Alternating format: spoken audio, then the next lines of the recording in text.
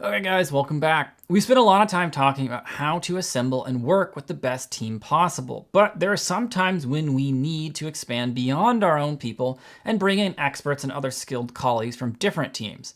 This is fairly common when bigger projects come up. If you've ever been part of a website redesign project, for instance, you might have seen representatives from pretty much every team in the company. There's a great benefit when someone from another team joins your group. In fact, when you're nothing but a team of developers, for example, and a marketing person hops in to help with the part of a project, you suddenly have access to their knowledge and expertise. That is, if you make them feel welcome enough to share it, even though marketing people are generally annoying. And so when any new person joins your team, it's important to welcome them and introduce them to everyone else. If you have a kickoff meeting, you'd invite everyone possible so that everyone knows who everybody is. It can be a big help to attach faces to names you'll see in documents and online later. But if someone's joining a project midstream, make it a point to add them to current discussions and processes where appropriate. Start a new discussion thread like, "Welcome Jeff Jeffries," that's his name, and let everyone know who he is, why he's there, and how he'll help the team.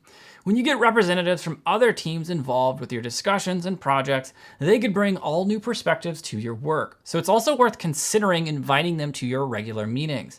Their perspective could be valuable. There's a risk that happens when you have a group entirely made up of like-minded people, and it's called groupthink. Instead of challenging others in the group, team members might avoid conflict just to keep everyone happy and move things along. Now, you want to encourage open and honest discussion amongst the teams, but when you include people from different areas of the business who have different experience, they could also help raise issues that are new and interesting.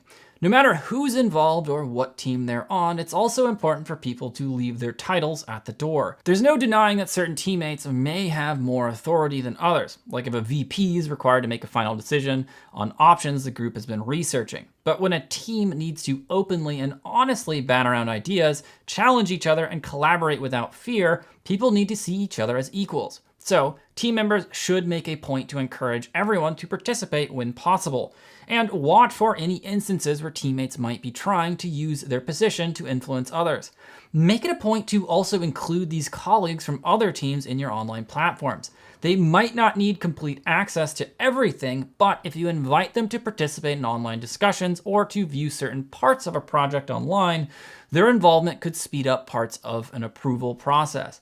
Instead of needing to meet, well, they could review copy for a marketing campaign online, for example. And online or in person, it's also important for collaboration to hold meetings in the right location. The location for your meeting needs to help satisfy basic needs like making sure there's enough seats and the right kind of technology is available. However, you don't have to have all your meetings in the same place, especially with multiple teams being represented. Consider rotating the meeting location and holding it near each group's location, which could be on different floors or of different parts of the building. Maybe the IT guys in the basement who come up to your meeting have to travel the furthest. It might be seen as a nice gesture to suggest holding the next meeting in their conference room instead. You might also hold meetings in a neutral area like a common conference room or even outside the office. And if your work involves planning an event, for example, it would also make sense to visit the location and walk the room to see what the place is like. In any case, you don't want to make it appear that there's any sort of imbalance in the power structure of the team by including or not including certain people, treating people differently, or holding meetings just in one place. It's important everyone involved feels like equals so they're confident in the team and the process and willing to do whatever it takes to hash out ideas and come up with the best decisions possible. All right, guys, that's it for now. See you next lecture.